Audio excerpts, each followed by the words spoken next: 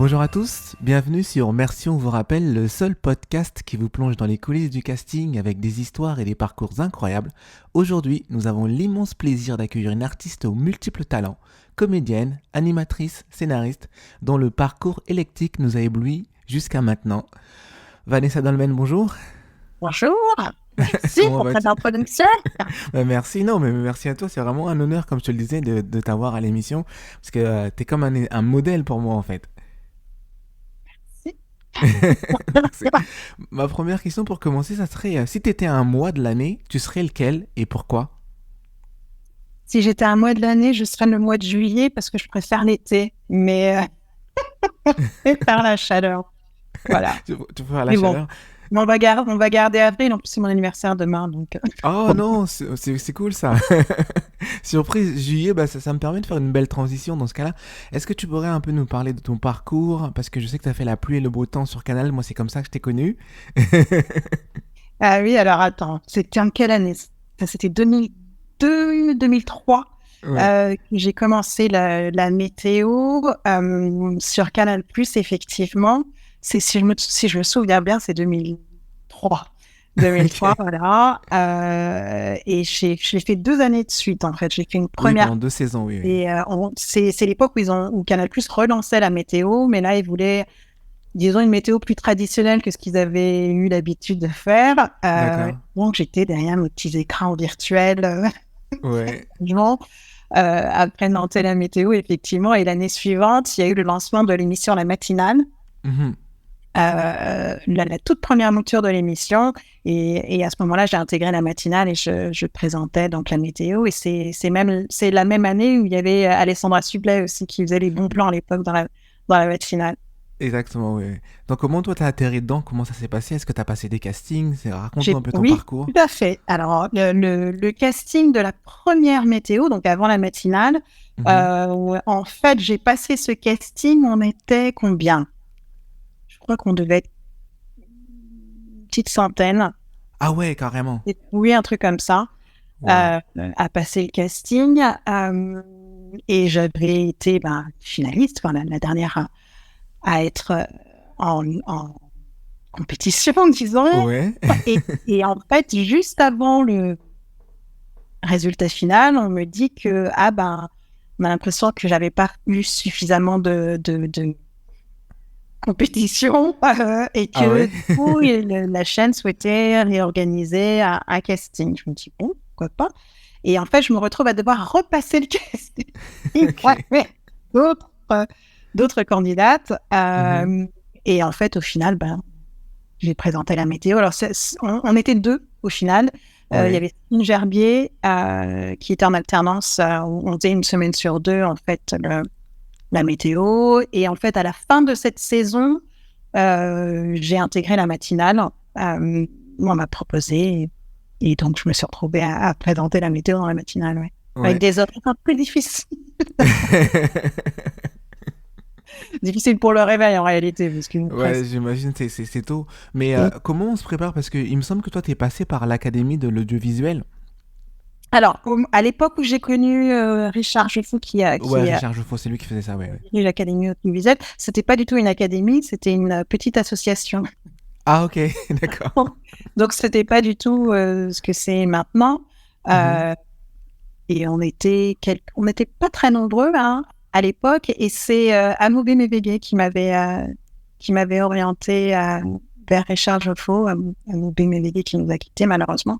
Mhm. Qui fait partie des personnes qui m'ont tendu la main à l'époque où je voulais faire mes débuts dans l'audiovisuel.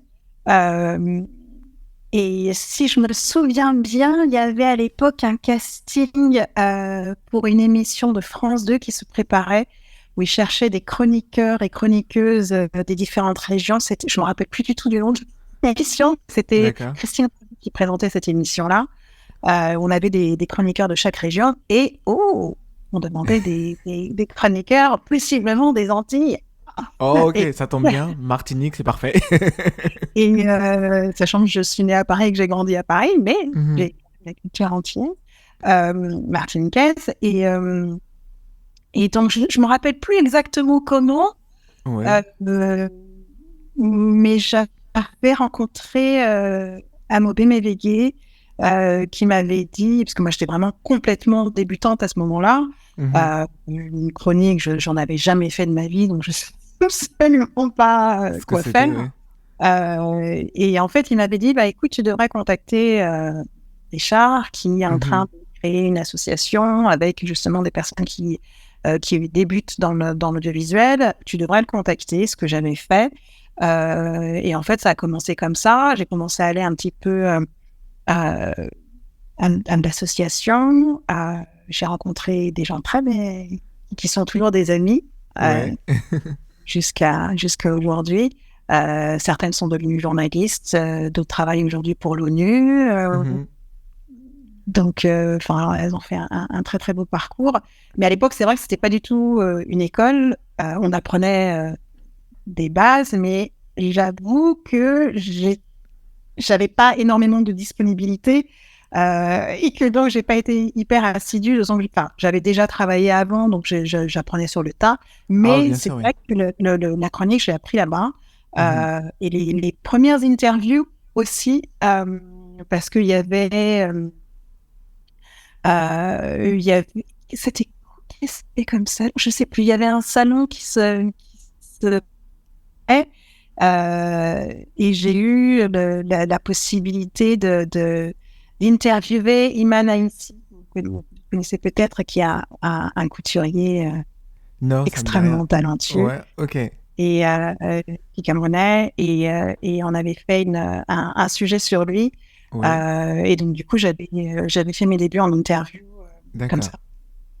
Mais justement, quand on parle donc, oui, en fait, du coup, j'avais passé ce casting pour cette chronique. Oui. En fait, je me rappelle vraiment. Je me rappelle plus vraiment. Je ne sais même pas si finalement la Martinique avait été retenue pour avoir une chronique dans cette émission. Je ne sais même plus si l'émission a continué par la suite. Honnêtement, je ne me souviens plus. Mais en tout cas, c'est comme ça que j'avais été en lien avec l'Académie de l'audiovisuel. Mais si tu nous parlais un peu du côté technique, comment on se prépare dans cette école? Qu'est-ce qu'on vous apprend exactement pour être chroniqueur? C'est quoi les bases? Qu'est-ce qu'on vous devez savoir en premier? Honnêtement, je me souviens plus vraiment, parce que c'était il y a certains temps maintenant. Mais c'était vraiment l'idée de, à l'époque, encore une fois, c'était petit. C'était vraiment des jeunes femmes, jeunes hommes qui voulaient faire ce métier et qui s'entraînaient, en fait, parce qu'il y avait par le fait de devoir se tenir devant une caméra, pour ceux qui ne savaient pas, de choisir un sujet, de le développer, d'écrire, de s'entraîner et de faire des sortes d'émissions, comme d'être dans les conditions du réel, oui. d'enregistrement ou des choses comme ça. Mais j'avais pas pu être vraiment assidue parce que je travaillais à côté déjà, ouais. Déjà, et voilà, moi, de mes tout débuts, en fait, à la télévision. Alors, mes débuts à la télévision française, c'est la météo, effectivement. Mais avant ça, en fait, pendant mes études, j'ai présenté pendant combien d'années plusieurs années, je ne sais plus combien d'années exactement. J'ai présenté une émission qui s'appelait Business Africa. D'accord. Qui était diffusée dans toute l'Afrique subsaharienne. Et ça, c'était en parallèle de mes études. Et donc, j'ai appris le métier un peu comme... Enfin, on travaillait avec... Sur le tas, oui. Moi, j'étais à Paris et je faisais les lancements. Et on avait des journalistes qui étaient sur place et qui faisaient des reportages, voilà. Donc, ça, c'était une émission qui avait un financement de la Commission européenne à l'époque, si je me souviens bien. Et voilà, et donc j'avais appris plein de choses. Et c'est en fait comme ça que j'avais commencé le métier d'animatrice. Bien sûr. Quand tu parles du métier d'animatrice, quelle est l'expérience la plus mémorable que toi t'aurais gardée en fait? En tant qu'animatrice? Oui. En fait, j'ai fait des choses très variées dans l'animation, que ce soit du pur divertissement comme Interville, par exemple, où je me retrouve, c'était dans les arènes de Nîmes, devant 14 000 personnes en direct, avec à la fois des candidats et du monde dans les gradins et en direct à l'antenne. Voilà, c'était très, très rigolo à faire. On avait un peu l'impression d'être une grosse colonie de vacances qui partait de ville en ville tous les lundis, pas tous les week-ends, puisque on répétait le week-end et on était à l'antenne en direct le lundi soir. Je l'ai fait 2 années de suite et c'était vraiment les vacances. Mais c'est vrai que le côté excitation en direct avec 14 000 personnes comme ça qui sont là et qui nous soutiennent et qui scandent notre nom aussi, nos noms. Parce qu'il y a quelqu'un il y a le chauffeur de salle, ouais, salle, enfin, du public qui m'annonce, et là il y a tout le public, tous les gradins qui se lèvent. C'est assez rigolo comme expérience, mais j'ai fait le grand tournoi de l'histoire, donc un truc qui a rien à voir. J'ai fait des émissions au quotidien, mais l'émission qui pour moi comptait le plus, c'était VIP Club. D'accord, VIP pour Very intéressante personne, on a fait exprès. Sur Demain TV, ouais. Wow. Oui, effectivement, tu as sur Demain TV. Et en fait, la plus petite chaîne sur laquelle j'ai travaillé, mais qui est la chaîne qui m'a donné le plus de liberté et en fait le plus de satisfaction dans le contenu de l'émission. Parce que cette émission, c'est Martine Lupi qui la produisait. Et c'était le but de cette émission, en tout cas moi quand je l'ai intégrée, au départ c'était Ness qui présentait cette émission-là, et puis elle et moi j'avais été une invitée en fait de l'émission à l'époque d'Interville, je crois bien, et en fait Ness changeait de programme, et donc du coup la chaîne m'a contactée me proposant de reprendre cette émission-là, et donc du coup l'émission elle a évolué, il y avait la base qui était la même, mais elle a évolué en fonction de la personnalité de mes compétences. Et on travaillait avec une super équipe, dont Sarah Bellabès. Bonjour. J'ai salué au passage. Et l'idée, c'était vraiment de créer des référents et ce qu'on appelle l'équivalent des role models qu'on trouve aux États-Unis. D'avoir des modèles positifs auxquels le public pouvait s'identifier. Et notamment la France dans toute sa diversité. Et montrer moi, mon but, c'était vraiment de montrer aux petites filles, aux petits garçons, aux Christelle, aux Fatoumata, aux Mohamed, aux Chang, tout le monde, tous les enfants de la République et tous les enfants qui vivaient ici, que eux aussi pouvaient réussir, aussi pouvaient avoir une belle carrière, quel que soit le métier, qu'on n'était pas obligé d'être nécessairement sportif. Je n'ai rien contre les sportifs, très bien pour eux, mais qu'on pouvait aussi être avocat, qu'on pouvait faire de la politique, qu'on pouvait être entrepreneur, qu'on pouvait être comédien, qu'on pouvait être animateur, qu'on pouvait être médecin, qu'on pouvait être un rappeur, qu'on pouvait être producteur, en gros, des réussites, il y en avait dans tous les métiers et que c'était possible. Et l'idée, c'était vraiment de créer ces références. Et donc, du coup, j'ai reçu pendant une saison des invités qui me racontaient leur parcours, un peu comme on est en train de faire là, sauf que c'était à la télévision, et c'était vraiment, vraiment ça. Moi, c'est quelque chose qui, en grandissant et en regardant la télé, je ne trouvais pas, et donc ça me tenait à cœur de pouvoir proposer ça au public, et c'était évidemment ouvert à tous, évidemment. L'idée, c'était vraiment ça, de pouvoir... montrer que c'était possible et que le champ des possibles, le champ des imaginaires, c'est plus large que ce qu'on voulait nous faire croire. On reviendra un peu plus tard là-dessus, si tu veux bien, avec justement un invité que tu avais reçu à VIP, c'était Thierry Desroses. On en parlera tout à l'heure dans l'émission. Mais si tu peux nous parler juste avant un peu, comment ça se passe quand tu dis tu as fait Interville, tu as fait aussi le loto. Est-ce que tu passes des castings ou on t'appelle? Comment ça se passe en fait Alors en l'occurrence, et pour Interville et pour le loto, on m'a appelé. Directement, ok. Oui. En fait, le casting que j'ai passé, ça a été donc pour la météo, première année. Et ensuite, en télévision, en termes d'animation, une émission qui s'appelait Pour le plaisir. Oui, j'en rappelle, oui. Qui était en début d'après-midi sur France 3, qui était produit par Philippe Tullier, Adèle TV, et que j'ai co-animé avec Christophe. Oh, il va m'en vouloir, je vois.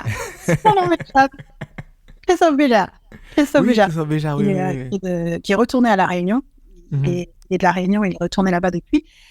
On s'est vraiment bien amusé Ouais, à ouais. cette émission au Il quotidien. présentait Alors, le JT à La Réunion maintenant. À l'époque, il oui, présentait le JT, oui. oui, c'est ça. Et donc, on a donc présenté pendant... Cette émission a duré quelques mois seulement. Ça a Mhm. été pour des raisons de nous qui regardent France Télévisions. Bien sûr, Euh, oui. Ça a été arrêté. Je crois que c'est pour une histoire d'harmonisation des programmes officiellement. Je ne sais plus.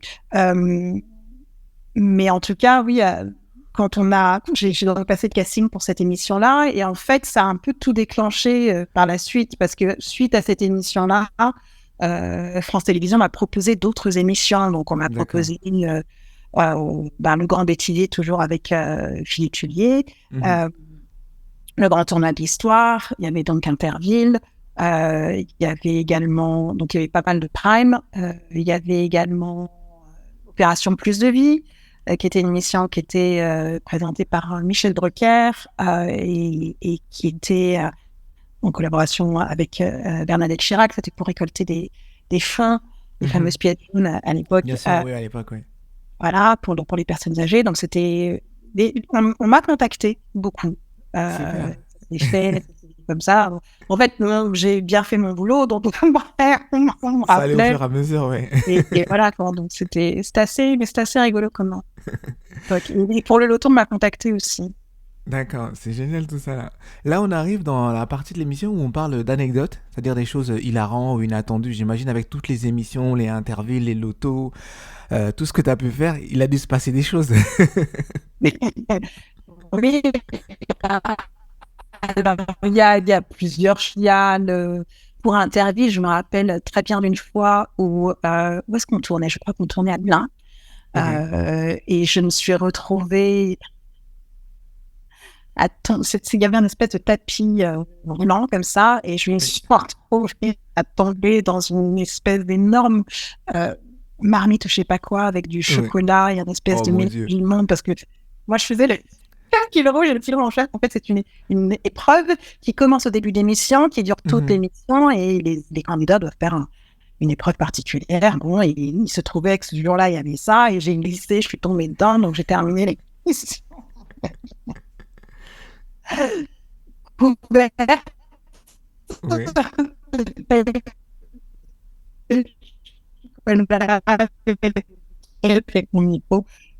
Surprenant, c'est que, en fait, avant d'être sur cette émission-là, évidemment, quand j'étais enfant, j'avais regardé les Jeux sans frontières et tout ça, et Bien jamais sûr, j'aurais oui. imaginé pouvoir se retrouver un jour dans cette émission-là. Mais en fait, ce qui était très agréable, c'est que c'était vraiment très bon enfant. C'est-à-dire J'imagine, qu'on oui. a gagné. Mhm. Chaque ville venait arpenter, entre guillemets, une autre ville, mais les gens étaient vraiment là pour le plaisir et pour s'amuser, quoi. Et donc, Mhm. il y avait une ambiance qui était assez, ouais, colonie de vacances, c'est ce que je disais tout à l'heure, mais il y avait vraiment de ça. Donc, Oui, c'était très agréable, ouais. j'imagine une ambiance bon enfant. On était plus là, plus pour représenter sa ville que de gagner quelque chose. C'était la fierté Oui, de voir sa ville représenter Interville. ah oui, mais parce qu'ils s'entraînaient toute l'année, les athlètes, là, pour le mur des champions, là, Oui. s'entraîner vraiment. Il y a certaines villes qui construisaient un mur pour s'entraîner avec Ah les oui, mêmes. carrément. Oui, c'est assez, voilà. Mais ce qui était rigolo, c'est que quand on arrivait dans les villes, ça fait vraiment un énorme barnum parce qu'on était très, Mhm. très, très nombreux. C'était un gros truc. J'imagine, Euh, oui. et les villes étaient super fières d'accueillir cet événement-là. Il y avait vraiment tout qui était fait autour. Et c'était chouette, quoi. Et les gens étaient heureux d'être là, quoi. Mhm. T'as entendu parler que ça allait peut-être revenir l'année prochaine à Interville? Ah bon, je ne sais pas, c'est possible. Ça n'arrête pas de revenir. Ouais, Et moi, ouais, j'ai eu ouais. la chance d'être dessus quand c'était en direct. C'est quand même plus Ah, marrant. ok. Oui, ça change, oui, c'est plus la même chose. Maintenant, C'est plus j'aimerais qu'on marrant. parle un peu plus de ta casquette comédienne, parce Ah, que tu joues ok. aussi. Donc, si tu peux nous parler un peu des différences entre jouer à la télévision et au théâtre, etc. Quelles sont les grosses différences pour toi? Bien sûr. Alors déjà, la grosse différence par rapport à l'animation, c'est que il est très rare qu'on regarde directement la caméra. C'est ça. Justement, carrément tout l'inverse. Mais je dois dire que le métier d'animatrice m'a familiarisée avec un plateau, avec une équipe, avec la caméra justement, même si là, évidemment, on ne la regarde pas, sauf rarement cas de figure. Mais en tout cas, le fait d'apprivoiser la caméra et de savoir que la caméra, c'est ma bestie, moi, c'est bien. Après, il y a quelque chose de comparable dans l'énergie et dans l'excitation entre le direct quand on anime et le théâtre. L'entrée au théâtre qui se passe aussi en direct et où on a les réactions des gens immédiatement. La différence pour moi, c'est que je suis traqueuse au théâtre. Avant d'entrer en scène, je suis très traqueuse. Oui. Même s'il y a une grande excitation, une impatience, voilà. Ce qui est très dur, c'est quand on a une heure la pièce de théâtre. La semaine prochaine, là, j'ai le 26... non, c'est cette semaine, qu'est-ce que je raconte? Le 26 avril, au théâtre Gérard-Philippe, à Champigny-sur-Marne. Je joue dans une pièce qui s'appelle Maya une voix, si vous voulez venir, avec bien plaisir. Sûr, ouais.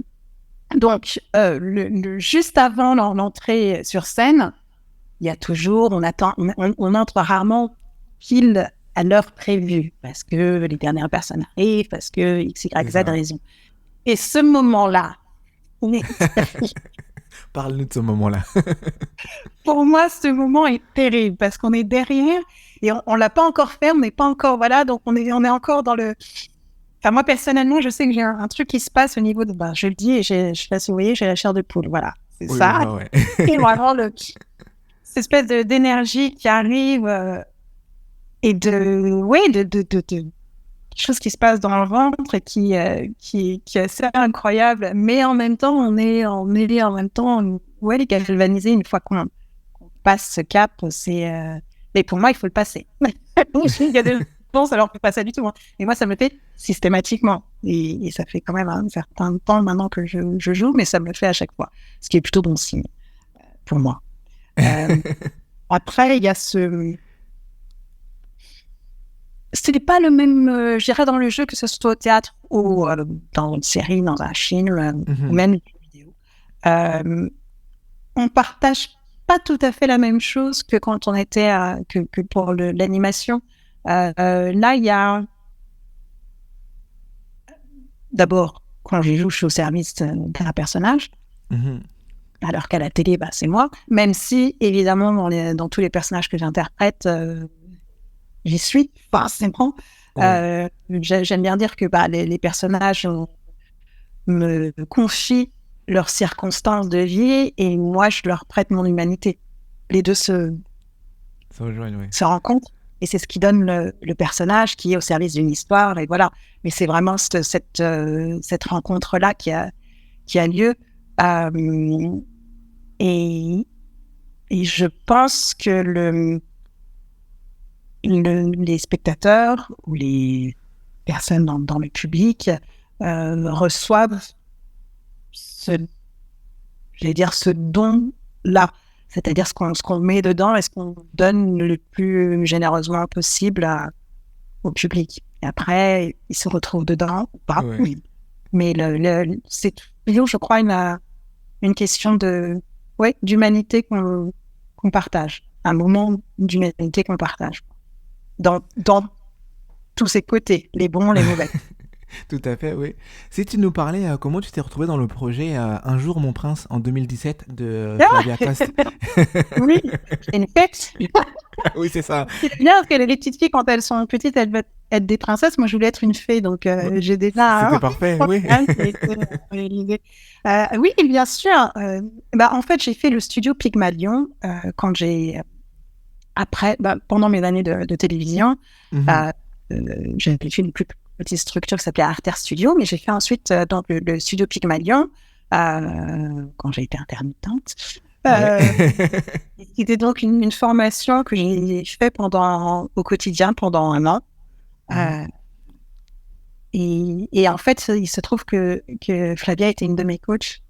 Ah, Et ok. quand elle a écrit son long métrage, elle m'a appelé en me disant, mais écoute, j'ai un rôle à te proposer. Ouais. Et ça se fait comme ça, en fait.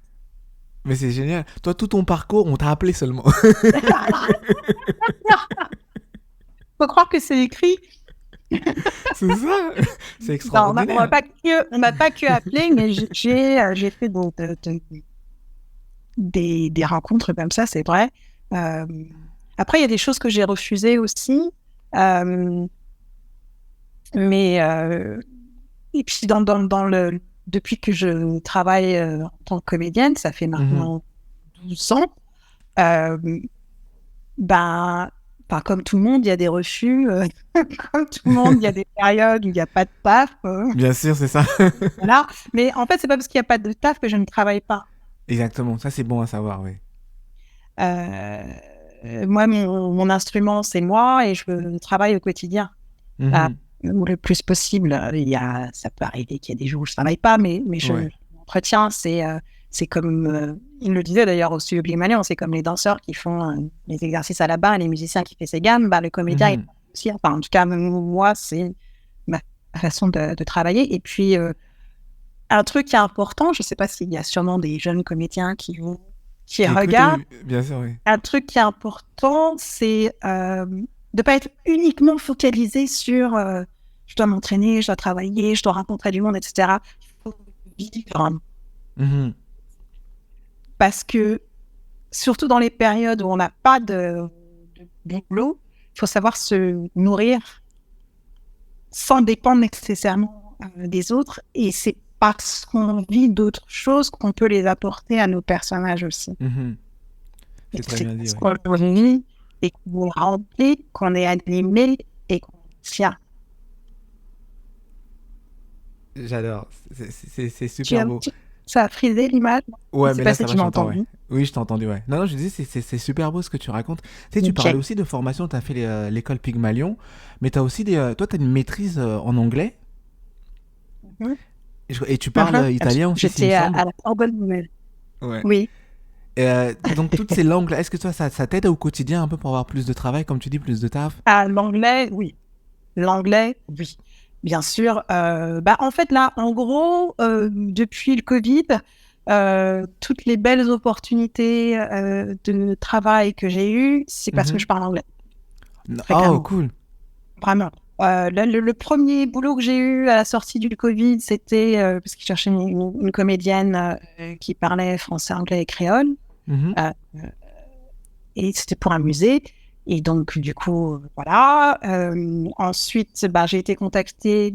La pièce dans laquelle je joue, Maya une voix, qui est mise en scène par Éric Bouvron. La troupe, les comédiennes qui font partie de cette pièce, on est Ouais. toutes bilingues.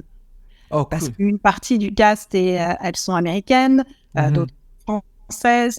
Enfin, c'est très mélangé. La productrice est anglaise. Le réalisateur, le metteur en scène, pardon, Mettant en scène, oui. lui a grandi en Afrique du Sud. Enfin, Mhm. et en fait, notre langue de communication, c'est l'anglais. Oh, génial. Si la pièce est en français, notre langue de communication est l'anglais. Et donc, il cherchait une comédienne qui soit bilingue. Euh, donc, cette pièce-là, qui est une pièce sur Maya Angelou, j'ai clairement pu intégrer le cast parce que je parle Tu parles anglais. Mhm. J'étais l'année dernière, j'ai tourné l'année dernière dans une série qui s'appelle Theodosia. C'est une série jeunesse et c'est une série que j'ai tournée en anglais. C'est une série qui est actuellement diffusée sur la BBC. Donc, très clairement, En anglais, pas le parce choix. que je suis une comédienne, mais Mhm. je parle anglais. Voilà. Je travaille aussi là. Je ne vais pas pouvoir dire grand-chose, juste que je travaille sur un jeu vidéo et c'est parce que je parle anglais aussi. Génial, Voilà. oui. Mais là, je ne peux rien dire parce que Ok, on est garde dedans. ça Donc, secret. quelque chose de très, très chouette, je peux dire. Ouais. Euh, donc voilà, mais c'est vrai que c'est toujours un plus. Cette série Theodosia, j'ai passé le casting à distance. Enfin, c'était ce qu'on appelle les save tapes. Les safe tapes, ouais. Voilà, pour les personnes qui ne sont pas comédiens, en gros, c'est une audition qu'on filme soi-même et qu'on envoie. Mhm. Euh, Et si j'avais pas parlé anglais, j'aurais pas été sur cette série-là, très clairement. Après, heureusement, j'ai aussi d'autres Talent. opportunités de. Ouais, je parle la semaine prochaine en Martinique Oh, génial. c'est pour la série Tropique criminel. Je fais Oh, un petit saut t'as un là-bas. épisode dedans, c'est super. Je suis dans un épisode, oui. Félicitations. Série Sonia Roland. Bien oui, bien Bon, sûr. merci. Je pars la semaine prochaine. Oh, quelle chance. Donc, donc voilà. Après, c'est vrai que les langues, c'est un bel atout, très clairement. Mhm. Et Et je savais bien qu'à un moment donné, le fait d'avoir fait des études d'anglais me sert. c'est ça, ouais, ça paye, ça paye. C'est super. Maintenant, j'aimerais que tu nous parles un peu plus d'un mémoire que tu as écrit sur l'influence de la Blaxploitation. Blaxploitation sur le cinéma spectacle. Ouais, Blaxploitation, ouais, sur le cinéma. Tu peux nous en parler un petit peu? Oui, alors ça, c'est en quelle année? Je sais plus. Je sais plus. C'était pendant tes études. Tu l'as fait sur le cinéma de Spike Lee, tu nous en parles un peu plus? Au cinéma de Spike Lee. Et en réalité, c'était parce que je voulais faire un mémoire sur le cinéma de Spike Lee, mais je voulais essayer de trouver disons, une évolution historique, comment ça se plaçait dans le cinéma. Et je voulais mettre en avant le cinéma afro-américain. Et en fait, j'ai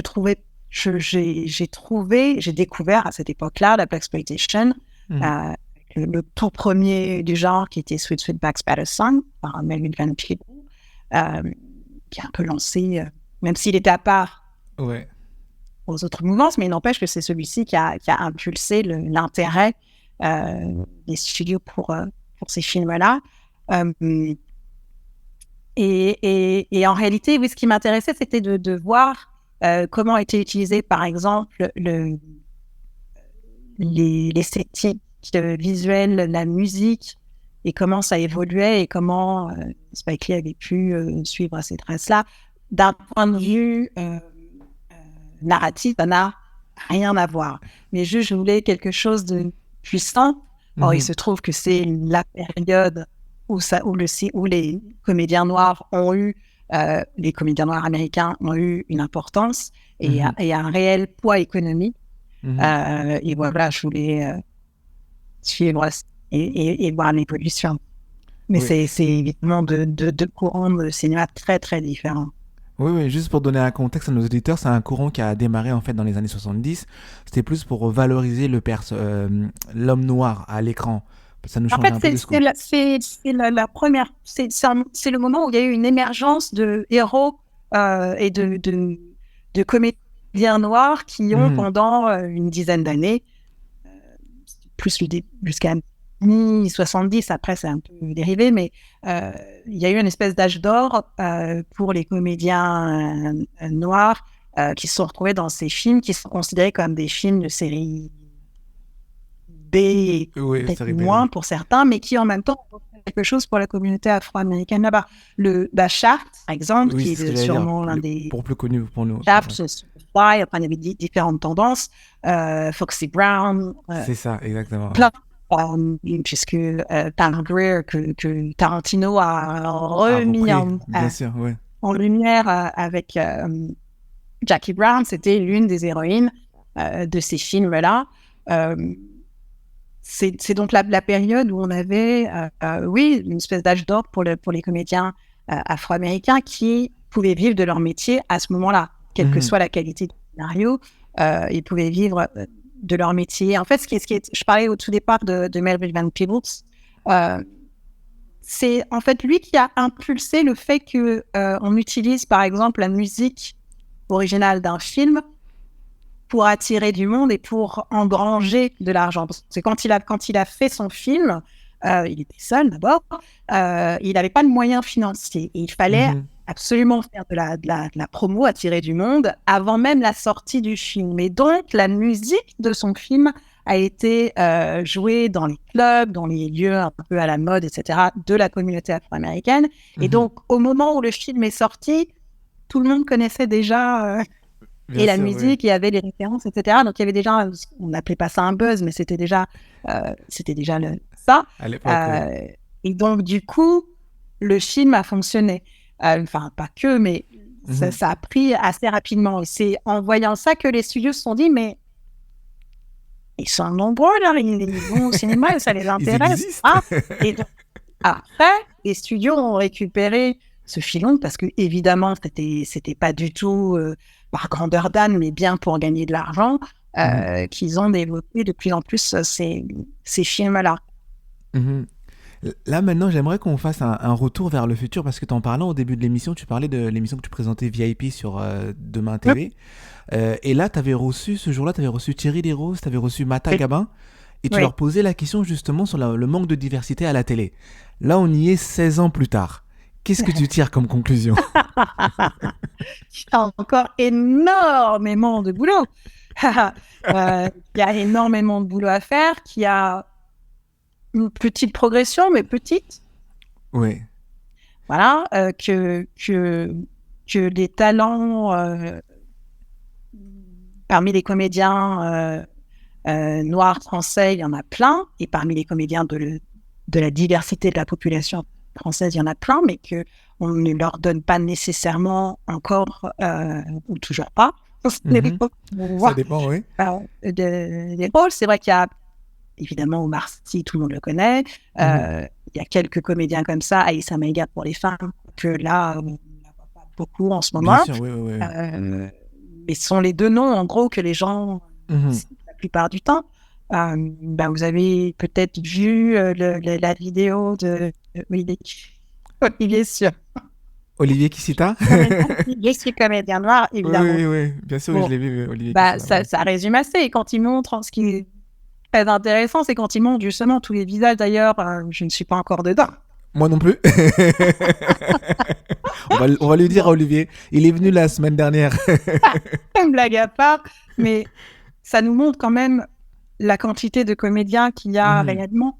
Et donc, ça ne colle pas quand on nous dit ah, mais en fait, il n'y en a pas. Ben, si, il y en a, juste Mhm. ne leur donnez pas la visibilité possible. Euh, je me rappelle, je discutais, c'était ce jour-là, et Thierry Desroses, je lui avais posé la question, je lui avais dit il est là, donc la voix officielle de Samuel Jackson. Ou il a fait Euh, Will Smith aussi, je crois, quelque chose. Autre, mais Oui. en l'occurrence, j'avais branché sur le fait qu'il doublait Samuel Jackson et que donc, il interprétait tous les rôles de Samuel Jackson. Mhm. Et comment c'était possible, puisqu'il interprétait tous ces rôles, on voyait bien qu'il pouvait les jouer, Bien sûr, oui. comment c'était possible qu'on ne lui propose pas ce type de rôle, lui, en tant que Thierry Desroses. Mhm. Et si je me souviens bien, il disait que c'était encore très compliqué, quoi. Mhm. Qu'on ne projetait pas un comédien noir dans le rôle du héros. Mhm. Mais après, c'est vraiment une question de narration. En, en France, on a encore tendance, dans les, disons, dans les séries courantes, Mhm. de justifier quand il y a un personnage noir Oui, c'est ça, oui. Oui. ou quand il y a un personnage qui est autre que blanc. Mhm. On a un peu tendance à expliquer, mais c'est très flagrant pour le comédien noir. D'abord, il aura un prénom qui doit marquer absolument qu'il est noir. Bon, C'est ça. si vous voulez. Je n'ai rien contre les... Oui, oui, non, je C'est un comprends, oui. problème, les prénoms sont Mhm. très jolis, c'est pas un problème. Mhm. Mais pourquoi, systématiquement, pourquoi est-ce qu'il faut Mhm. absolument expliquer? Et pareil, il faut toujours expliquer une quête d'identité ou pourquoi. Ça peut être juste une histoire et juste un personnage qui vit sa Mhm. vie et à qui il arrive des choses, quoi. Enfin, comme une fiction basique maintenant, dans les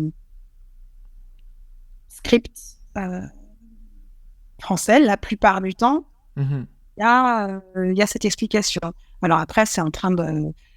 Il y a des réalisateurs qui font bouger les lignes Mhm. et qui changent tout ça, mais c'est vrai que c'est un peu une tendance quand même. Mhm. Et donc, quand on reçoit un script et qu'on se dit « Ah, tiens, je m'appelle encore C'est ça. Au bout d'un moment, si ça arrivait une fois, deux fois, bon, mais quand c'est systématique, ça dit quand même quelque chose. Après, la question, c'est vraiment, je crois qu'il faut se réapproprier la narration. Il y a vraiment la question de qu'est-ce qu'on veut dire collectivement, tout. Qu'est-ce qu'on raconte, à qui on le raconte, comment on le raconte. C'est vraiment, je pense, quelque chose de central. Et il y a vraiment aussi je pense, le fait que ce qu'on montre dans les fictions, d'une certaine manière, ça a une incidence sur le quotidien des gens. Et Bien si sûr, on ne fait que représenter un noir, un maghrébin, je ne dis pas asiatique parce qu'ils sont encore moins représentés, ou quelqu'un qui est d'origine indienne, si on les montre systématiquement dans des rôles négatifs ou inquiétants, ou malhonnêtes, voilà, il y a collectivement une espèce de fantasme qui se crée quand même autour de ça. Il faudrait réécrire ça. Mais c'est vrai que je ne connais pas un comédien noir, ou en tout cas un comédien non blanc, qui ne dise pas que les rôles qu'on lui propose sont stéréotypés. À un moment donné, on l'a tous vécu. Tous. Oui, on l'a tous vécu. On est en situation ou pas de refuser, suivant ou pas, suivant quoi. Voilà. Mais c'est vrai qu'il y a ce truc-là. Et d'abord, il y a les fois où on n'est pas du tout représenté. C'est-à-dire qu'il peut y avoir une fiction où il n'y a absolument aucune comédienne ou comédien issu de la diversité de la population française. C'est-à-dire celle qu'on voit quand on sort dans la rue, quand on prend le métro, quand on se promène. Donc, il y a une seule couleur qui va apparaître. Mais dans ce cas-là, on ne parle pas de communautaire. Il y a rien, c'est pas du communautarisme dans ce cas-là. C'est normal. Alors que pour tous les autres, si on le fait, on va dire attention. Mais pourquoi? Oui, pourquoi? Tu posais la question à Thierry Desroses, qu'est-ce que nous, on aurait raté par rapport aux États-Unis? Parce que les États-Unis, eux, ils ont réussi, ils ont pu s'organiser. Quand tu regardes un film, ils sont pas spécialement... Le personnage peut être noir, mais c'est pas mentionné nulle part qu'il est noir. Donc nous, qu'est-ce qu'on a raté par rapport à ça, en fait? D'abord, aux États-Unis, il y a quand même la NAACP, voilà, qui a un vrai lobbying, qui a une vraie force. Et puis, il y a eu aussi le Affirmative Action, qui était... les quotas, oui. Mais c'est pas simplement les quotas, c'est vraiment une politique volontariste des décideurs du pays, enfin, du gouvernement de la... Pardon. Excusez-moi. Qui a impulsé au moment des mouvements civiques, mais la fois que ça a été signé, en fait, c'est en 61. Ça a été ensuite, c'était encore gagné, c'est sous le Lyndon que ça a été appliqué, donc en 65, mais je crois que ça a été signé en 61. Mais cette démarche, cette politique volontariste, elle est venue d'en haut.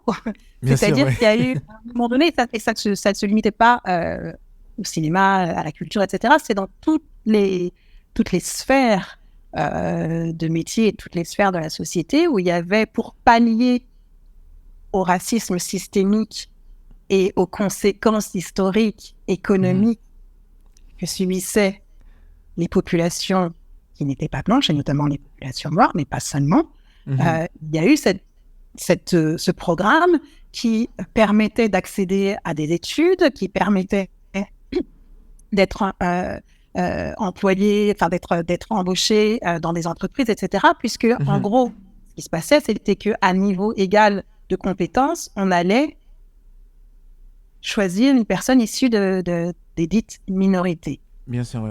À niveau égal, pour pallier au racisme systémique qui était en place depuis toujours et qui fait qu'il y avait un réel déséquilibre économique dans tous les domaines. Donc ça, c'était une politique volontariste, affirmative action. En France, ça n'existe pas, parce qu'on aime dire qu'on est rappelez-vous quand même, liberté, égalité, fraternité, c'est C'est ça. écrit sur les devantures Partout. d'école, Oui. même si on sait très bien que l'égalité d'une ville à l'autre, ne serait-ce que pour les écoles, on sait que c'est pas la même chose. C'est pas la même, oui, bien sûr. Oui. Et puis qu'on devrait plutôt parler d'équité que d'égalité. Bien sûr, oui, équité, Mon inclusion, point de oui, vue, mais effectivement, oui. c'est encore un autre débat. Mais, et que la fraternité, quand il y a des crises économiques et sociales, la fraternité, elle en prend un sacré coup dans l'aile aussi. Mais tout ça, en fait, c'est en France, à un moment donné, c'était en 2005, au moment crise des banlieues, les médias parlaient Oui. d'émeutes. D'émeutes, oui. Une crise, oui, une crise, oui. Banlieue, en fait, qui Oui. était là et qui était sous-jacente Un ras-le-bol. moment. Et voilà. À ce moment-là, on a entendu parler de... Officiellement, on voulait dire que c'était comme les États-Unis, qu'on allait lancer le affirmative action à la française. Oui. Bizarrement, quand on l'a traduit, c'est devenu discrimination positive. Donc, Oui, je m'en rappelle. Rien que l'appellation qu'on a utilisée tirait une balle dans le pied de la démarche. Parce que comment une discrimination peut être positive? C'est ça. Déjà. Opposition. Donc, déjà, on biaisait les discussions, qui n'a du reste pas abouti. Sauf pour en politique, il y a la question des quotas pour la parité. Oui, la parité, oui, c'est vrai. Oui. Ça finit par être appliqué. Mais quand on parlait aux États-Unis donc de affirmative action, il y avait donc les quotas, mais il y avait qui a permis à une élite de comédiens noirs et à une élite noire et des minorités dites visibles, je mets les guillemets parce qu'évidemment, il faut mettre les guillemets, d'émerger. Oui. C'était possible. Ici, il y a toujours ce côté compliqué parce que la question des quotas pose problème, parce qu'en France, officiellement, pour des raisons historiques, on ne compte pas. Bien sûr, oui. Donc, on ne peut pas dire quel pourcentage représente telle population, parce qu'il y a eu des dérives. Donc, ce qui est compréhensible en plus. Mais c'est à la fois compréhensible et à la fois pratique. Parce que du coup, on ne bouge pas. C'est ça, oui. Ça se pose pour les questions de la diversité, ça se pose, et dans la diversité, j'inclus aussi le handicap. Bien sûr, oui. Il y a des entreprises qui préfèrent payer une amende plutôt que d'embaucher des personnes en situation de handicap. Voilà. Aux États-Unis, toujours dans le affirmative action, quand des sociétés n'avaient pas de politique inclusive, on leur retirait certaines aides. En France, c'est pas le cas. Il peut y avoir de changement que s'il y a une réelle politique. Oui. Voilà. Après, encore une fois, ce que je sais tout à l'heure, qu'est-ce qu'on veut raconter collectivement, comment on raconte, à qui on raconte. Quelle liberté on s'autorise aussi, parce qu'à force, en fait, le fait de ne pas être correctement représenté, parce que bien sûr qu'on voit des comédiens noirs, des comédiens maghrébins, des comédiens de temps en temps asiatiques, de temps en temps indiens, mais dans quel rôle? C'est ça, stéréotype, oui. Dans quel rôle? Qu'est-ce qu'on raconte? Est-ce que qu'on le veuille ou non, une fiction, elle a une portée politique, quelle que soit l'histoire. Parce que qui on met en scène, encore une fois, qu'est-ce qu'on raconte de notre société, qu'est-ce qu'on veut raconter de notre société, quel choix on fait, il n'y a rien qui est laissé au hasard. Donc si les subalternes sont toujours les mêmes, inconsciemment, on fait passer aussi un message. Et aussi en termes d'opportunités pour le public qui regarde. Qui ne s'identifie pas. Si on n'est pas représenté, on existe. Surtout aujourd'hui, dans l'époque où les réseaux sociaux prennent une dimension énorme. Incroyable, oui.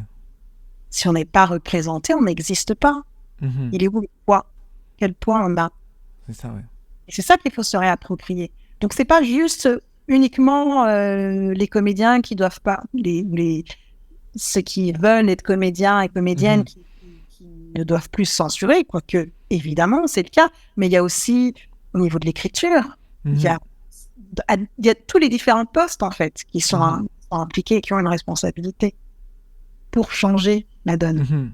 Oui, non, pour changer. Et puis il y a aussi le fait qu'aux États-Unis, ils sont organisés, il y a un syndicat, il y a c'est très, très structuré et officiel. Et comme c'est officiel, il y a un point qui manque. Ici, oui. On sont pas en train de s'organiser. Oui, là, on y arrive tout doucement. Tu sais, on prend du temps, ça fait juste 20 ans, mais on y arrive. Moi, je voulais savoir comment toi, t'as vécu tout ça, parce que toi, quand même, t'étais une des rares personnes que je voyais à la télé noire, en fait. Ça veut dire que moi, quand je t'ai vu, je me suis dit, oh, ça y est, on y est. Donc, comment toi, tu vivais ça au quotidien? Parce que j'imagine que dans ces plateaux, des fois, t'étais juste la seule. Tu sais, tu te dis, qu'est-ce que je fais là? Il y a des moments où j'étais seule, effectivement. Alors, c'est plus difficile, entre guillemets, depuis que je suis comédienne, en fait, bizarrement. Parce que, par exemple, je vais donner un exemple qui semble être un détail, mais qui en réalité ne l'est pas. J'arrive, par exemple, pour un tournage. En l'occurrence, à ce moment-là, c'était... je sais pas, c'était pour une publicité, je ne sais plus. Bref. D'accord. Et j'ai le rôle de la publicité. Et ben, j'arrive, il n'y a pas de coiffeur pour moi. Enfin, il y a un coiffeur, mais il ne sait pas... Bien sûr, à part me proposer un brushing, voilà, je sais pas si tu vois, ça va pas le faire, le brushing.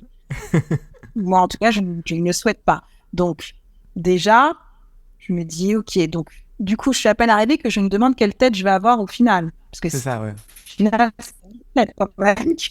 Ouais.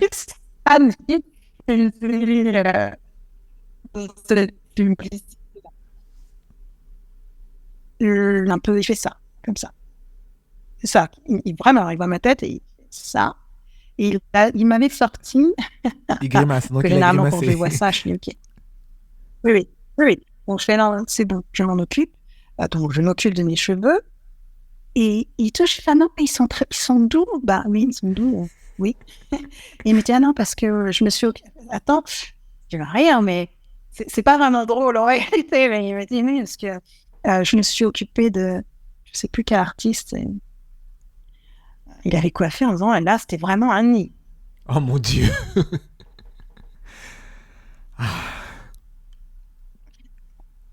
Ça. Et toi, t'es supposé après aller tout sourire sur le plateau. Bien sûr, oui. Et il me dit, c'est pas. Il me dit, en fait, c'est comme s'occuper d'un buisson. Oh mon Dieu. Oh, la micro-agression. Donc moi, j'arrête la main. Je m'occupe de mes cheveux seule.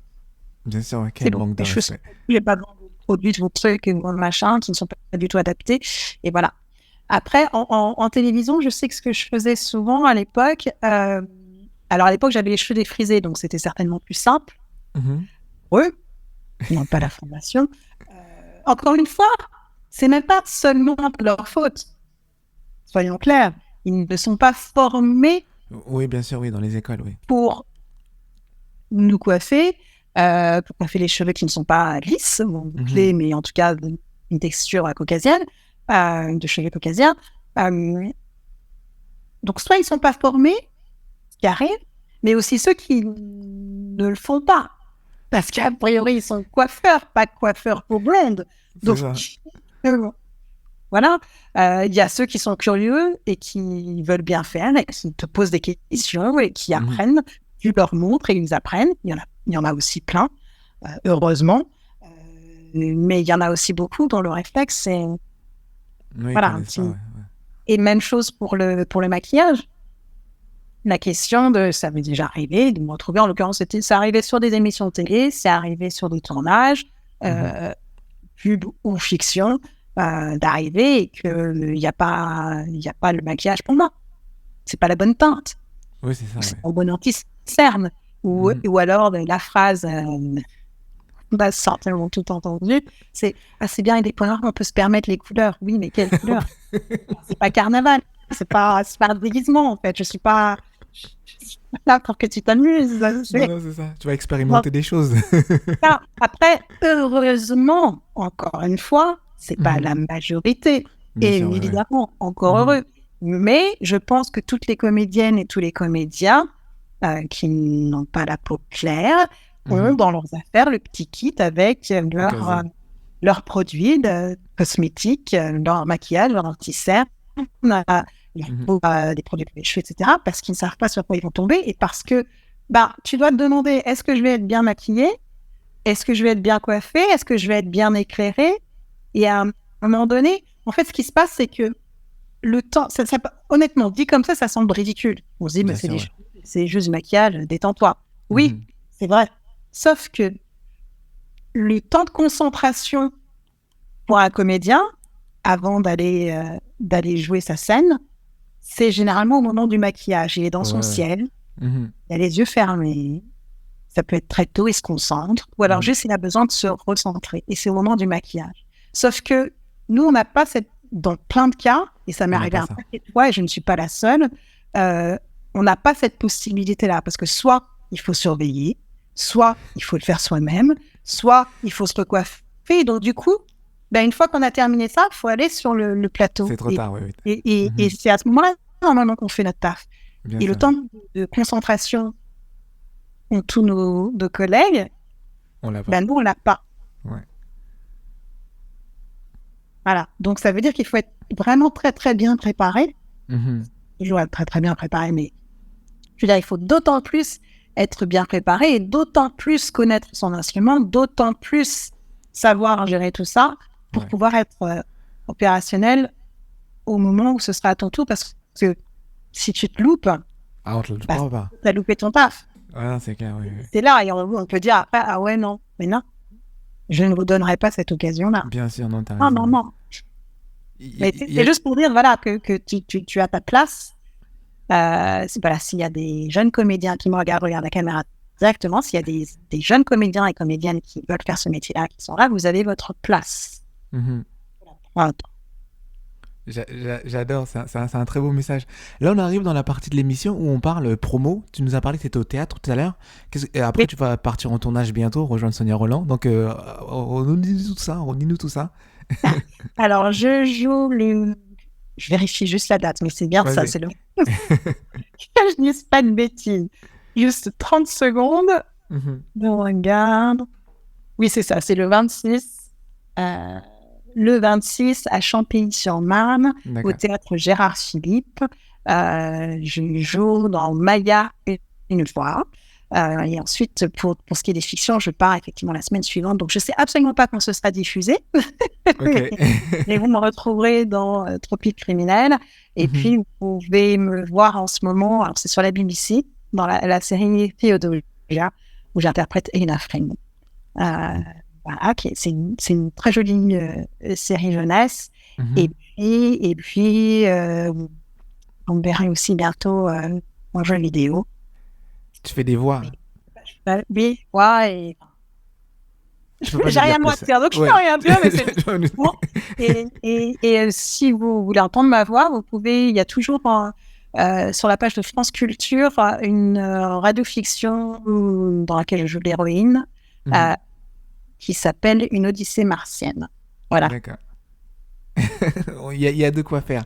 Et là maintenant c'est la partie tips, c'est la partie conseil en fait. Quel genre de conseils justement tu donneras à cette nouvelle génération qui aimerait un peu marcher sur tes traces, etc. D'abord c'est d'aller plus loin.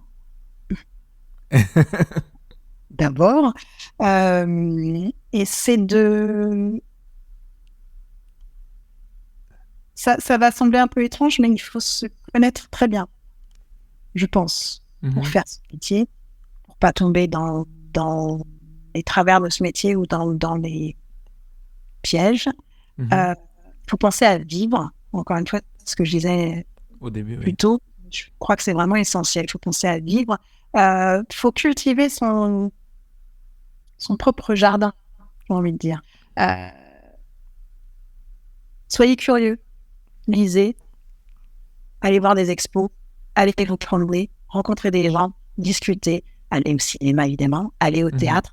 Mais ouais, ouvrez-vous. Parce que, en fait, le boulot d'acteur, c'est pas juste jouer. Et quand vous jouez, quand vous incarnez un personnage, vous êtes rempli de plein de choses. Et c'est la vie qui fait que vous êtes rempli de plein de choses. Donc ça, d'abord. Ensuite, éclatez. Tentez des choses. On s'en fout de se planter. C'est pas grave. Travaillez votre instrument. Et il y a plein de cours, évidemment, mais si vous n'avez pas de sous, parce que ça coûte des sous, vous pouvez, entre copains, monter un truc, ou faire un groupe de travail. C'est possible. Si vous n'avez pas de mots autour de vous, vous pouvez vous acheter un bouquin de monologue ou prendre un mot que vous aimez dans un film, dans une série, peu importe, et vous entraîner à vous en faire votre version, pas un copier-coller de ce qui a déjà été fait, parce que ça a déjà été fait, donc c'est trop tard. Donc, cultivez votre individualité, cultivez ce que vous voulez dire. Tenez-vous au courant de ce qui se passe dans le monde, parce que ça traverse vos personnages. Mais ouais, travaillez à la maison, tu prends un bouquin, n'importe lequel, et tu te le fais, même le journal, et tu te fais une version monologue, et tu vois, mais le faire régulièrement. Et puis, le reste, ça se fera. Les rencontres artistiques, elles se font. Les gens avec qui vous avez envie de travailler et qui ont envie de travailler parce qu'ils aiment ce que vous dégagez, parce qu'ils aiment votre travail, parce qu'ils aiment votre capacité à vous investir dans ce que vous faites, en sachant qui vous êtes et donc en n'acceptant pas n'importe quoi, ça aussi, ça compte. Voilà. Super. Merci beaucoup pour ce très beau mot de la fin, Vanessa. C'était un plaisir en tout cas de parler avec toi, même que dirais-je, un plaisir, un honneur qu'on connaît ton parcours. Merci vraiment d'être venu dans l'émission. Je te dis merci, on te rappelle. À bientôt Vanessa, bye bye. Au revoir.